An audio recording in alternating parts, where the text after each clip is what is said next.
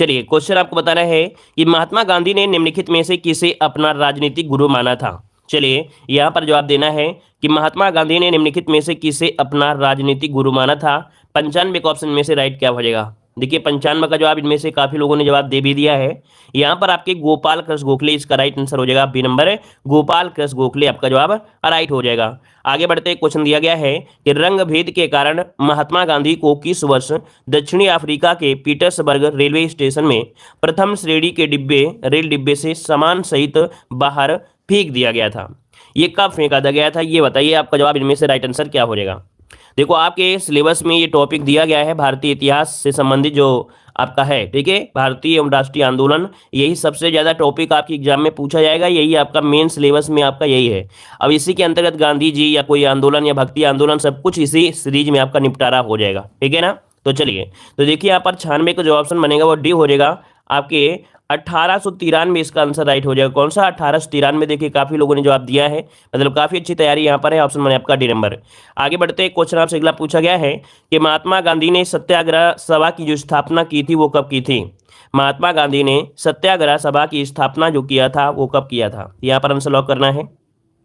चलिए तो देखिए आपका जवाब इनमें से कौन सा हो जाएगा। 97 का ऑप्शन आपका राइट हो जाएगा, सी नंबर। याद रखिए फरवरी 1919 में। कब? फरवरी 1919 में महात्मा गांधी ने सत्याग्रह सभा की स्थापना किया था। राइट हो जाए आंसर सी नंबर। आगे बढ़ते हैं क्वेश्चन आपसे अगला पूछा गया है। महात्मा गांधी जी गांव सर्वोदय के आदर्श ने बताया कि एक आदर्श गांव को कुछ शर्तों को पूरा करना होगा। इनमें से क्या शर्तें इनमें से आपकी नहीं है। मतलब आपने देखा होगा कि ग्रामीण परिवेश कि एक आदर्श गांव बने, और आदर्श गांव में क्या होना चाहिए क्या नहीं होना चाहिए यहाँ पर देखिएगा। तो यहाँ पर कह रहा है क्या शर्त इसमें से नहीं है। तो चलिए पहला पॉइंट आपसे दिया गया है कि जाति व्यवस्था को समाप्त किया जाना चाहिए। बिल्कुल सही बात है, जाति व्यवस्था को समाप्त किया जाना चाहिए। भाईचारे की भावना विकसित करने के लिए पूजा एक स्थान एक दूसरे के बगल में बनाना चाहिए। क्या ऐसी बात थी क्या? ऐसी बात तो नहीं है। भाईचारा ऐसा नहीं कि बगल में मंदिर बनाने से या मस्जिद बनाने से भाईचारे होगा। जब तक दिल में अपने भाईचारा नहीं उत्पन्न होगा तो मंदिर मस्जिद बनाने से नहीं होता है। तो ये बात आपकी गलत है। वहीं पर इसमें धर्मशाला और एक छोटा डिफेंसरी होना चाहिए, एक या भोजन और एक छोटा, मतलब यहाँ पर सी सही है और डी सही, मतलब ऑप्शन बी नंबर आपका गलत दिया गया था। आगे बढ़ते हैं क्वेश्चन आपसे दिया गया है कि गांधी जी ने जून 1904 में डरबन के बाहर बस्ती नामक एक सामुदायिक क्रियाशील मठ की स्थापना की थी। ये जो स्थापना किया था इसका नाम क्या है ये पूछा गया है। तो यहाँ पर आंसर क्या हो जाएगा भाई। चलिए यहाँ पर आपका 99 का ऑप्शन बनेगा कौन सा, रस्किन, नटाल या प्रिटोरिया या फोनिक्स। क्या जवाब बनेगा। तो यहाँ पर ये देख सकते हैं डरबन में ही आपका जो फोनिक्स आश्रम 1904 में किया था। ये क्वेश्चन कई बार पूछा गया है। तो आपका आंसर क्या हो जाएगा, डी नंबर आपका राइट हो जाएगा। आगे बढ़ते हैं क्वेश्चन दिया गया है कि गांधी जी का नमक सत्याग्रह आंदोलन दांडी मार्च कब प्रारंभ हुआ था। यहाँ पर जवाब भी 100 नंबर का ऑप्शन क्या हो जाएगा कि गांधी जी का नमक सत्याग्रह आंदोलन दांडी मार्च कब प्रारंभ हुआ। 100 का ऑप्शन क्या हो जाएगा। चलिए जवाब देख सकते हैं कि आपका डेट याद रखिए 12 मार्च। क्या है डेट आपकी होगी यहाँ पर आपकी 12 मार्च 1930 को यहाँ पर दांडी मार्च आपका प्रारंभ हुआ था, याद रखिएगा। चलिए आगे बढ़ते हैं क्वेश्चन आपसे अगला पूछा गया है कि महात्मा गांधी जी को राष्ट्रपिता के नाम से सर्वप्रथम किसने संबोधित किया था। राष्ट्रपिता के नाम से जो संबोधित किया था वो किसने किया था। चलिए यहाँ पर जवाब देखिए, सरदार पटेल, जवाहरलाल नेहरू, सुभाष चंद्र बोस या बाल गंगाधर तिलक। जवाब क्या हो जाएगा, सी नंबर। बिल्कुल सही जवाब आ रहे हैं। यहाँ पर सुभाष चंद्र बोस हो जाएंगे, जिन्होंने यहाँ पर सिंगापुर रेडियो कॉन्फ्रेंस के माध्यम से कह सकते हैं इन्हें राष्ट्रपिता कहा था। तो ऑप्शन क्या हो जाएगा आपका, सी नंबर हो जाएगा। आगे बढ़ते हैं क्वेश्चन आपसे दिया गया है कि अमृतसर में जलियांवाला बाग कुख्यात जनसंहार किस दिन घटित हुआ था। ये डेट आपको याद रखना है क्योंकि एग्जाम में डेट हमेशा पूछी गई है और आपके एग्जाम में तो पूछी जा सकती है। याद रखिए, बताइए क्या जवाब हो जाएगा। अमृतसर में जलियांवाला बाग कुख्यात जनसंहार किस दिन घटित हुआ। 102 का ऑप्शन देख सकते हैं, आपका जवाब भी हो जाएगा 13 अप्रैल। क्या 13 अप्रैल डेट याद रखिए। 19 तो सबको याद रहता है लेकिन गलतियां होती हैं 13 अप्रैल से। तो देखिए 13 अप्रैल 1919 ऑप्शन बनेगा आपका बी नंबर राइट हो जाएगा। चलिए आगे बढ़ते हैं। क्वेश्चन आपसे दिया है कि रविन्द्रनाथ टैगोर ने किस नरसंहार के विरोध में नाइटहुड की उपाधि लौटा दी थी। रविन्द्रनाथ टैगोर ने किस नरसंहार के विरोध में नाइटहुड की उपाधि लौटा दी थी। यहाँ पर आंसर क्या बनेगा आपका। तो ये हुआ था आपका जो जलियांवाला नरसंहार था, इसी में रविन्द्रनाथ टैगोर ने अपनी नाइटहुड की उपाधि लौटा दी। क्वेश्चन वेरी वेरी एमपी से नोट करिएगा, ये क्वेश्चन आपका पूछा जा सकता है। आगे बढ़ते हैं। क्वेश्चन आपसे दिया गया है निम्नलिखित में से कौन सा अधिनियम मॉन्टेग्यू चेम्सफोर्ड पर आधारित है। चलिए यहाँ पर बताना है क्वेश्चन क्या हो जाएगा, आंसर क्या हो जाएगा। निम्नलिखित में से कौन सा अधिनियम मॉन्टेग्यू चेम्सफोर्ड पर आधारित है। तो देखिए 104 का ऑप्शन बनेगा आपका सी नंबर। ये आपका है जो भारत सरकार अधिनियम 1919 है, भारत सरकार अधिनियम 1919 है, ये आपका है। ये मॉन्टेग्यू चेम्सफोर्ड के सुधार के नाम से भी जाना जाता है। भारत सरकार अधिनियम 1919 भारत के तत्कालीन जो सेक्रेटरी थे आपके एडविन मॉन्टेग्यू और लॉर्ड चेम्सफोर्ड की एक रिपोर्ट की सिफारिश पर यह आधारित की गई थी। तो इसका आंसर बनेगा आपका सी नंबर हो जाएगा। आगे बढ़ते हैं, क्वेश्चन आपसे अगला पूछा गया है, असहयोग आंदोलन किस सन में प्रारंभ हुआ। चलिए 105 का जवाब दीजिए, असहयोग आंदोलन किस सन में प्रारंभ हुआ था।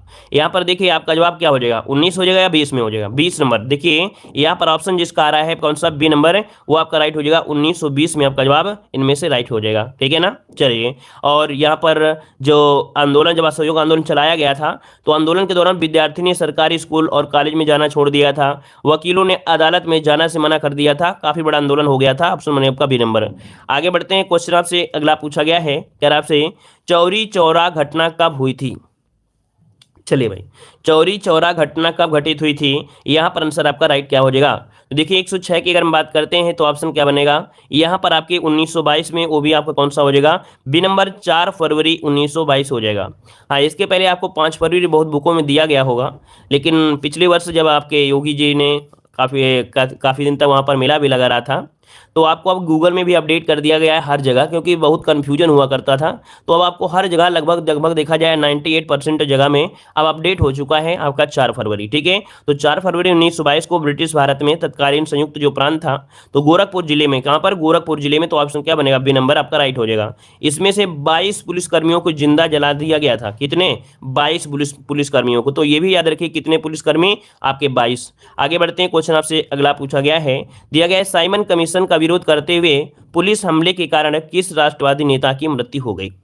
चलिए यहाँ पर जवाब देना है, साइमन कमीशन का विरोध करते हुए पुलिस हमले के कारण किस राष्ट्रवादी नेता की मृत्यु हो गई।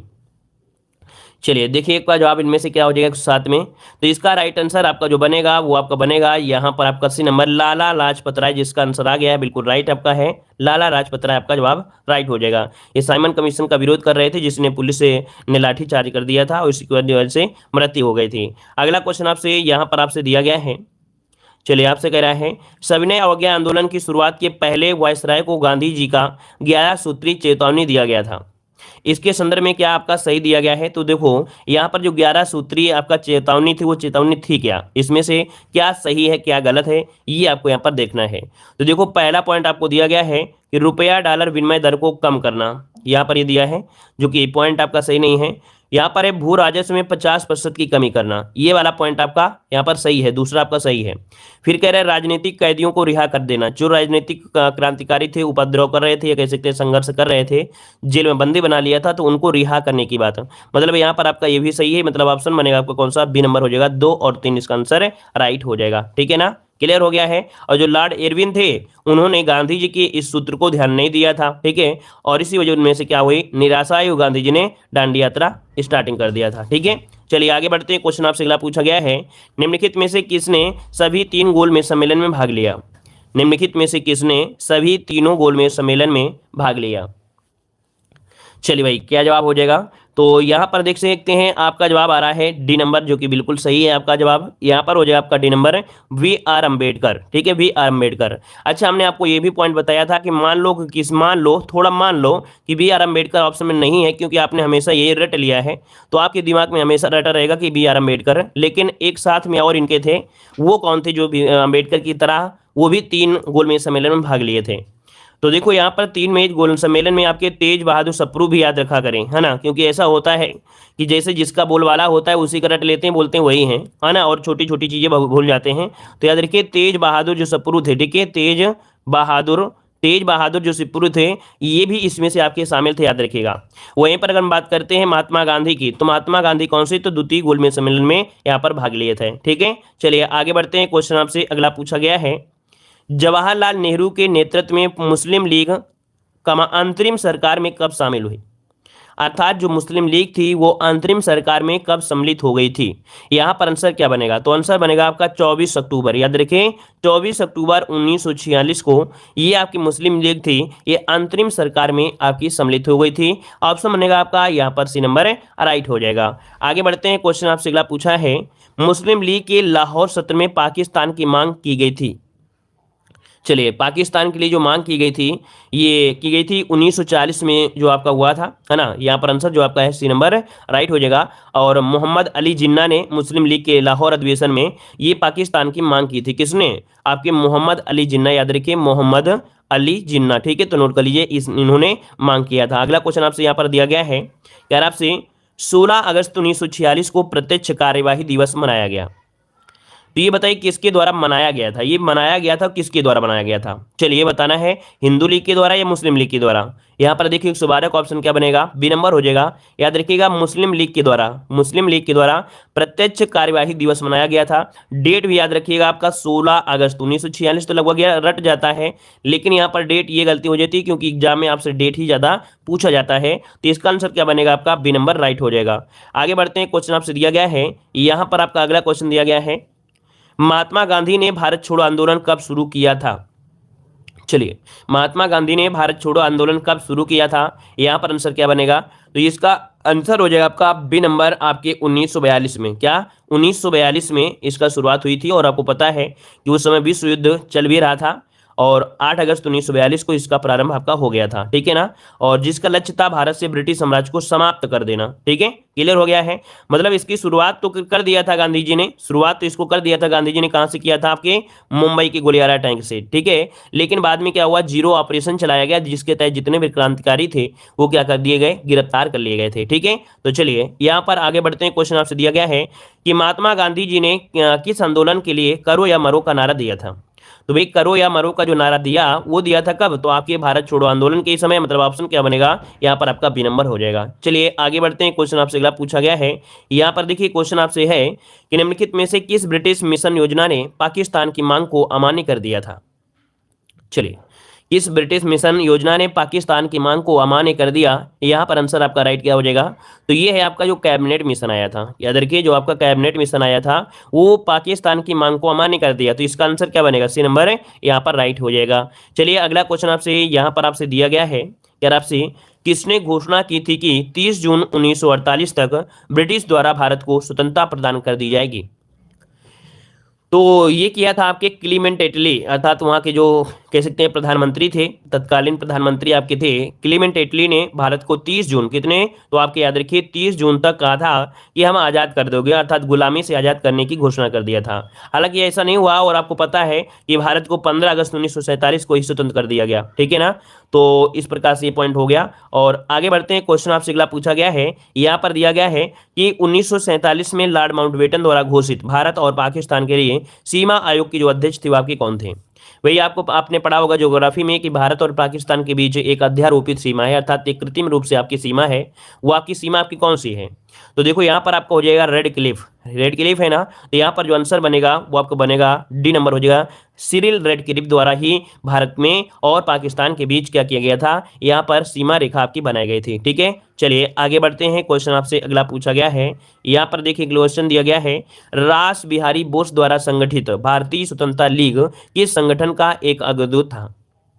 चलिए यहाँ पर देखिए 118 की अगर बात करते हैं तो आपका जवाब इनमें से आंसर क्या हो जाएगा? आंसर आपका राइट हो जाएगा बी नंबर। याद रखिएगा कि रास बिहारी बोस द्वारा संगठित भारतीय राष्ट्रीय स्वतंत्रता लीग किस संगठन के एक अग्रदूत था? तो भारतीय राष्ट्रीय फौज की थी। याद रखिए भारतीय राष्ट्रीय फौज का ये अग्रदूत माना जाता है। तो ऑप्शन बने आपका बी नंबर राइट हो जाएगा। जो क्वेश्चन आपको मतलब कह सकते हैं कि नया लगे कि हमें नहीं आता है तो आप लोग स्क्रीनशॉट लीजिएगा और एक नोट्स बना लीजिएगा। बस इतना ही बना लेंगे तो ये समझो कि नोट्स जो बनी होती है उतना पढ़ लेंगे और आपके पास कोई भी किताब होगी उससे पढ़ रहे होंगे तो समझो सब कुछ आपका कंप्लीट हो जाएगा। हम पूरे में पूरे आपके नंबर दिला के मानेंगे। याद रखिएगा पूरे में पूरे हिस्ट्री में कोई क्वेश्चन नहीं छूटेगा क्योंकि सिलेबस के अनुसार चल रहे हैं। जब सिलेबस के अनुसार चला जाता है तो बहुत ज़्यादा क्वेश्चन आपके नहीं होते। हम देख रहे हैं यूट्यूब में पढ़ाने वाले तो बहुत हैं, एक क्लास ले लेते हैं उसमें से 100 क्वेश्चन एक ही चीज़ के हो गया, गुप्त सम्राट ले लिया, कहीं ये सम्राट ले लिया। लेकिन जो एग्जाम में पूछा जाना है वो क्या पूछा जाना है, कितना पूछा जाना है, इस पर भी तो अमल करना चाहिए। पढ़ाना ही सिर्फ नहीं होता है, बच्चे पढ़ाना शुरू कर दो, पढ़ाते रहो, सब कुछ नहीं। जो सिलेबस आ गया सिलेबस के अनुसार पढ़ाएंगे। हमने बताया था कि पहले तो हम भी पढ़ा रहे थे, है ना, लेकिन जब सिलेबस आ जाता है तो सिलेबस के अनुसार ही पढ़ाना चाहिए, और सिलेबस में बहुत ज़्यादा आपका सिलेबस नहीं है, ना ही तो हिस्ट्री ज़्यादा है, ना ही तो पॉलिटी ज़्यादा है, ना ही ज्योग्राफी ज़्यादा है, ज़्यादा कुछ नहीं है, ठीक है ना। तो चलिए देखो यहाँ पर आज़ाद हिंद फौज किसके नेतृत्व में लड़ी थी, यहाँ पर 119 नंबर में। तो 119 की अगर हम बात कर देते हैं तो आप समझ जाएगा डी नंबर सुभाष चंद्र बोस। देखिए जवाब आया है डी नंबर सुभाष चंद्र बोस, इसका आंसर आपका राइट हो जाएगा, ठीक है। चलिए आगे बढ़ते हैं, क्वेश्चन आपसे अगला पूछा गया है, नेताजी सुभाष चंद्र बोस ने आजाद हिंद सरकार की स्थापना कब की थी। अब ये क्वेश्चन बिल्कुल चुना हुआ प्रश्न है कि मतलब ये क्वेश्चन पूछा जाता है। बताइएगा कि नेताजी सुभाष ने आजाद हिंद सरकार की स्थापना कब की थी।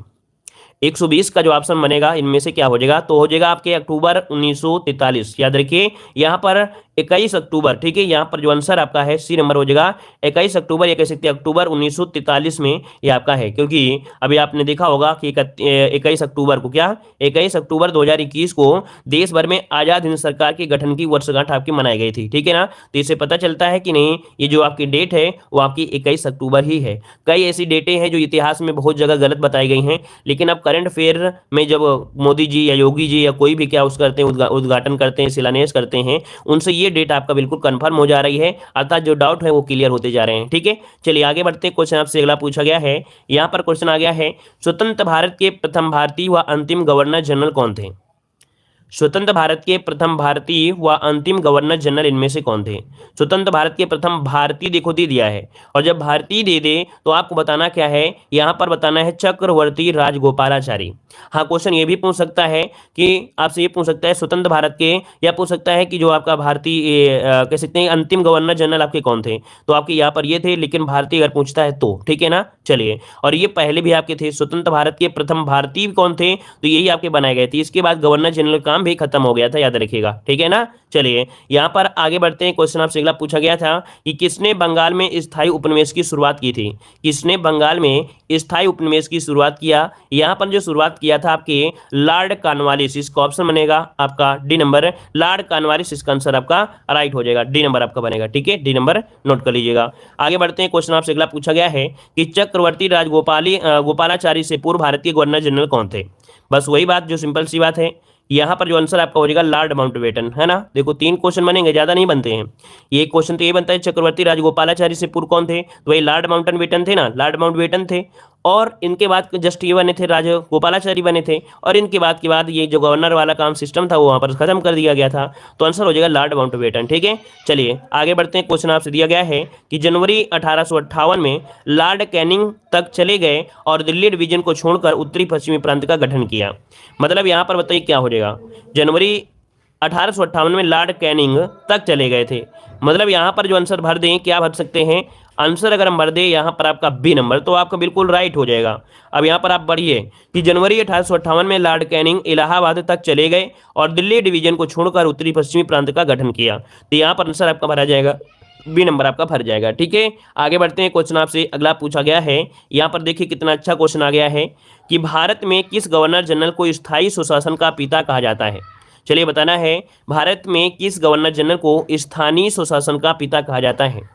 यहाँ पर स्थानीय है, ठीक है। स्थानीय स्वशासन का पिता जो कहा जाता है वो किसे कहा जाता है।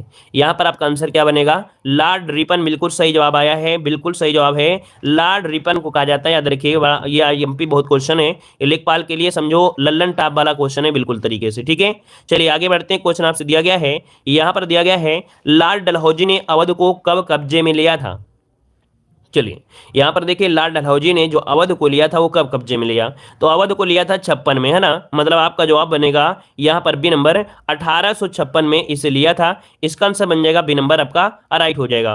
कहीं ना कहीं देखा जाए तो 1857 की क्रांति का ये भी कारण एक था, मतलब 1857 की विद्रोह का कारण भी आपका यही बन गया था। क्यों, क्योंकि सबसे ज्यादा जो आपके सिपाही थे अंग्रेजों में वो आपके अवध से ही थे। मतलब देखा जाए सबसे ज्यादा जो सैनिक थे वो अवध की ही टुकड़ी थी, अर्थात अवध के ही लोग सिपाही बनाए गए थे।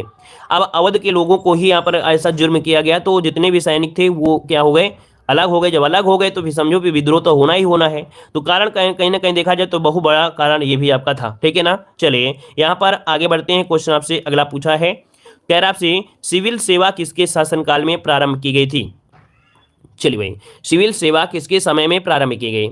यहाँ पर देखिए कैनिंग तो थे नहीं, यहाँ पर थे आपके कॉर्नवालिस। याद रखिए यहाँ पर जो ऑप्शन है आपका सी नंबर, लॉर्ड कॉर्नवालिस के समय यहाँ पर सिविल सेवा आपकी प्रारंभ की गई थी, याद रखिएगा, ठीक है ना। और यहाँ पर आगे बढ़ते हैं, क्वेश्चन आपसे अगला पूछा गया है। यहाँ पर आ गया है क्वेश्चन, निम्नलिखित में से कौन से राष्ट्रीय नेता property and un British rule in India के लेखक हैं?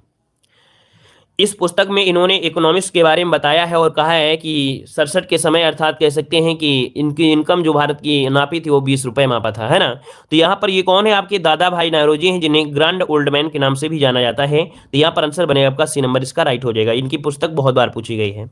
आगे बढ़ते हैं, क्वेश्चन आपसे अगला पूछा गया है, हिंद स्वराज नामक पुस्तक की रचना किसने की? चलिए, हिंद स्वराज की जो पुस्तक की रचना किया है वो किसने किया है? ये की गई थी आपकी 1909 में की गई थी। और कह सकते हैं कि गांधी, जो ऑप्शन है आपका सी नंबर, है ना, ऑप्शन आपका हो जाएगा सी नंबर। जो गांधी जी थे वो गीता के बड़ा कह सकते हैं विचारक थे, तो उसी जैसे शब्दों का प्रयोग किया। यहाँ पर आंसर आपका हो जाएगा मोहनदास करमचंद गांधी, ऑप्शन बनेगा आपका सी नंबर, राइट हो जाएगा। आगे बढ़ते हैं, क्वेश्चन आपसे दिया है, डिस्कवरी ऑफ इंडिया पुस्तक के लेखक कौन है? चलिए, इसमें आंसर आपको दिख गया होगा। देखो यहाँ पर जो आपका आंसर है आपका 23 का हो जाएगा बी नंबर, जवाहरलाल नेहरू। किसने किया था? जवाहरलाल नेहरू ने किया था, याद रखिएगा। और ये 1944 में, कब? 1944 में अप्रैल सितंबर के बीच अहमदनगर की जेल में जवाहरलाल नेहरू के द्वारा आपकी की गई थी। कहाँ पर, अगर क्वेश्चन पूछे कहाँ पर की गई थी, तो अहमदनगर जेल में, ठीक है, अहमदनगर जेल में इस कह सकते हैं, इसको लिखा था, याद रखिएगा, ठीक है। और इस पुस्तक को नेहरू जी ने अंग्रेजी में लिखा था, क्योंकि क्वेश्चन ये भी पूछा गया है कि डिस्कवरी ऑफ इंडिया जो आपकी है कौन सी भाषा में है, तो आपकी अंग्रेजी भाषा में आपका लिखा गया है, याद रखिएगा, ठीक है। चलिए आगे बढ़ते हैं, क्वेश्चन आपसे अगला पूछा गया है, ए नेशन इन मेकिंग के लेखक आपके कौन है? इसका जवाब हो जाएगा सुरेंद्र नाथ बनर्जी। क्या जवाब हो जाएगा? Surendra Nath Banerjee, a nation in making, इसका आंसर आपका राइट हो जाएगा, ए नंबर राइट हो जाएगा, ठीक है ना। और याद रखिए जो सुरेंद्र नाथ बनर्जी हैं ये भी भारतीय राष्ट्रीय कांग्रेस के भी आपके सदस्य रहे थे, तो इसका आंसर बनेगा आपका ए नंबर। आगे बढ़ते हैं, क्वेश्चन आपसे अगला पूछा गया है। यहाँ पर देखिए अगला क्वेश्चन आपके सामने यहाँ पर आ चुका है। चलिए, क्वेश्चन आ गया है कि भारत में वंदे मातरम पत्रिका की स्थापना किन्होंने की थी? वंदे भारत मातरम, भारत में वंदे मातरम जो आपकी पत्रिका है, अर्थात भारत में वंदे मातरम पत्रिका है, इसकी स्थापना जो किया वो किसने किया? 132 का ऑप्शन इनमें से राइट क्या हो जाएगा? 132 की अगर हम बात करते हैं तो ऑप्शन बनेगा सी नंबर, ये है Arvind Ghosh. Very very IMP question, याद रखिए, यहाँ से क्वेश्चन बनते जरूर हैं। अगला क्वेश्चन दिया है कि किसने इंदु प्रकाश का प्रकाशन किया? किसने इंदु प्रकाश का प्रकाशन किया था? ये किए थे आपके जस्टिस रनाडे, इसका आंसर बनेगा आपका ए नंबर, जस्टिस रनाडे। अगला क्वेश्चन दिया है, देश बंधु किसे कहा जाता था? देश बंधु किसे कहा जाता था? यहाँ पर जवाब देना है, आपका राइट आंसर इनमें से क्या हो जाएगा? चलिए बताइए, देश बंधु किसे कहा जाता है, इसका जवाब इनमें से क्या हो जाएगा? चलिए भाई, जितने लोग जुड़े हैं, अगर वीडियो को लाइक नहीं किया है तो वीडियो को भी लाइक करते चलिएगा, ठीक है, कमेंट भी करते रहिए और साथ साथ में यहाँ पर वीडियो को लाइक भी करिए। जिन लोगों ने लाइक नहीं किया है देख लीजिएगा, अगर नहीं किया है तो आप लोग लाइक शेयर कर दीजिएगा, ठीक है। चलिए यहाँ पर बताइए, देश बंधु किसे कहा जाता है? तो देखिए यहाँ पर आंसर आ रहा है चित्तरंजन, मतलब ऑप्शन जो आपका बनेगा वो आपका सी हो जाएगा, चित्तरंजन दास हो जाएगा, ठीक है। अगला क्वेश्चन आपके सामने दिया है कि किस स्वतंत्रता सेनानी को लोकमान्य की मानद उपाधि दी गई है? अर्थात यहाँ पर कह सकते हैं कि लोकमान्य के नाम से किसे जाना जाता है? लोकमान्य गंगाधर तिलक। चलिए यहां पर देखिए आपका जवाब इनमें से ऑप्शन हो जाएगा आपका सी नंबर, बाल गंगाधर तिलक, इसका आंसर राइट हो जाएगा सी नंबर, ठीक है। आगे बढ़ते हैं, क्वेश्चन आपसे दिया है कि गांधी जी ने रविन्द्रनाथ टैगोर को प्रेम से क्या उपाधि दी थी? ये बताइए, गांधी जी ने रविन्द्रनाथ टैगोर को जो उपाधि दी थी किसकी? तो गुरुदेव की उपाधि दी थी, याद रखिए। ये भी क्वेश्चन अगर पूछे किसने दिया तो आपके यहाँ पर गांधी जी ने दिया था, ऑप्शन बने आपका बी नंबर। आगे बढ़ते हैं, क्वेश्चन दिया है, नई दिल्ली का मुख्य वास्तुकार एवं डिजाइनर कौन था? नई दिल्ली का मुख्य वास्तुकार, है ना, या वास्तुविद एवं डिजाइन का जो था वह डिजाइनर था, वो कौन था? यहाँ पर आंसर क्या बनेगा भाई? तो देखिए भाई, आपका जवाब इनमें से क्या बनेगा? चलिए, लुटियंस था क्या भाई? यहाँ पर लुटियंस था, बिल्कुल सही जवाब है। यहाँ पर आंसर ए नंबर हो जाएगा, एडविन लुटियंस था, याद रखिएगा, जो नई दिल्ली का मुख्य वास्तुविद एवं डिजाइनर आपका था, ठीक है। चलिए, बहुत अच्छी, काफी अच्छी तैयारी आप लोगों की है, थोड़ा और पढ़ते रहिए, थोड़ा मेहनत करने की जरूरत है, बस रिवीजन की जरूरत है आप लोगों को। एक बार फिर से एक बार थ्योरी को पढ़ डालिएगा, पूरा कंप्लीट हो जाएगा। कह रहा भारतीय स्वतंत्रता आंदोलन के दौरान 1932 में ग्रेट ब्रिटेन के किस प्रधानमंत्री ने सांप्रदायिक पुरस्कार की घोषणा की थी? सांप्रदायिक पुरस्कार की जो घोषणा किया था वो किसने किया था? यहां पर याद रखिए जो आपके जेम्स रैमजे मैकडोनाल्ड है। कौन? जेम्स रैमजे मैकडोनाल्ड ने किया था सांप्रदायिक पुरस्कार की घोषणा। यहां पर आंसर बनेगा आपका डी नंबर हो जाएगा। नोट करिए क्वेश्चन। अगला क्वेश्चन दिया गया है कि अंग्रेजों के विरुद्ध खान अब्दुल गफ्फार खान द्वारा प्रारंभ किए गए आंदोलन का नाम क्या था? चलिए यहां पर आंसर देना है। आपका आंसर क्या हो जाएगा कि अंग्रेजों के विरुद्ध खान अब्दुल गफ्फार खान के द्वारा प्रारंभ किए गए आंदोलन का नाम क्या था? यहां पर देखिए आंसर क्या हो जाएगा, लाल कुर्ती आंदोलन। क्या हो जाएगा? यहां पर आंसर बनेगा ए नंबर राइट हो जाएगा, लाल कुर्ती आंदोलन बनेगा। अगला क्वेश्चन आपके सामने यहां पर दिया गया है, कह रहा है अनुभवी स्वतंत्रता सेनानी कॉमन लेखक और शिक्षाविद के एम मुंशी ने निम्नलिखित में से किस संगठन की स्थापना की थी? चलिए यहाँ पर बताइए कि अनुभवी स्वतंत्रता सेनानी, लेखक और शिक्षाविद कौन? के एम मुंशी ने किस संगठन की स्थापना की? यहाँ पर देखिए जो 140 का ऑप्शन बनेगा वो हो जाएगा भारतीय विद्या भवन। कठिन क्वेश्चन लग रहा होगा आपको तो इसे नोट कर लीजिएगा, ये आपके भारतीय विद्या भवन इसका आंसर राइट हो जाएगा। ठीक है, आगे बढ़ते हैं। क्वेश्चन आपसे अगला पूछा गया है, यहाँ पर क्वेश्चन आपका आ गया है कि देखिए यहाँ पर और हमने यहाँ पर चाहा कि थोड़ा और अच्छे से रिवीजन करिएगा। तो यहाँ पर क्वेश्चन आपसे दिया है किताबुल हिंद का लेखक अलबरूनी निम्नलिखित में से किसके समय भारत आया था? चलिए बताइएगा कि किताबुल हिंद का लेखक अलबरूनी निम्नलिखित में से किसके साथ भारत आया था? यहाँ पर आंसर आपका राइट क्या हो जाएगा? तो चलिए आप लोग जवाब दे सकते हैं और आप लोग कमेंट बॉक्स में कमेंट करेंगे, ठीक है ना। या और अपना पढ़ना चाहते हैं, अगर पढ़ना चाहते हैं थोड़ा और पढ़ा दें कहो तो 5 मिनट। चलिए किताबुल हिंद का लेखक अलबरूनी निम्नलिखित में से किसके साथ भारत आया था? यहाँ पर देखिए आपका आंसर क्या हो जाएगा, ए हो जाएगा आपके महमूद गजनवी के साथ। मतलब ऑप्शन जो बनेगा वो यहाँ पर बन जाएगा कौन सा? ए नंबर इसका राइट हो जाएगा, आपके महमूद गजनवी के साथ 11वीं शताब्दी में आया था, ठीक है ना। और अलबरूनी देखा जाए तो फारसी, संस्कृत, हिब्रू और सीरियाई भाषा का बहुत ही ज्ञाता था, याद रखिएगा, ठीक है ना। चलिए यहाँ पर आगे बढ़ते हैं। क्वेश्चन आपसे अगला पूछा गया है, यहाँ पर दिया है कि 22 जनवरी 1760 को लड़े गए वांडीवास के युद्ध में फ्रांसीसी सेना का नेतृत्व लैली ने किया था, जबकि ब्रिटिश सेना का जो नेतृत्व किया वो किसने किया? तो देख सकते हैं फ्रांसीसी सेना का जो नेतृत्व किया था लैली ने किया था, लेकिन ब्रिटिश सेना का जो नेतृत्व किया था वो किसने किया था? तो ये किया था आपके आयरे कोटे ने। किसे? अय्यर कोट जिसे बोलते हैं, अय्यर कोट या अय्यर कोटे। तो इसका ऑप्शन क्या बनेगा? यहां पर आंसर बनेगा आपका ए नंबर अय्यर कोट, इसका आंसर राइट हो जाएगा, याद रखिएगा, ठीक है ना। चलिए यहां पर आगे बढ़ते हैं। क्वेश्चन आपसे अगला पूछा है, निम्नलिखित में से किसने बंगाल में सरकार की द्वैध शासन प्रणाली समाप्त की? यहां पर बताना है कि बंगाल में द्वैध शासन प्रणाली जो समाप्त किया वो किसने समाप्त किया? यहां पर आंसर क्या हो जाएगा? तो देखिए भाई बंगाल में द्वैध शासन प्रणाली जो समाप्त किया था वो किसने? चलिए 3 का ऑप्शन बी नंबर, ये वारेन हेस्टिंग है, याद रखिए वारेन हेस्टिंग है, जो कि आपके 1772 ईस्वी में 1772 ईस्वी में द्वैध शासन प्रणाली को समाप्त किया था। और बंगाल में द्वैध शासन प्रणाली जो लागू किया किसने?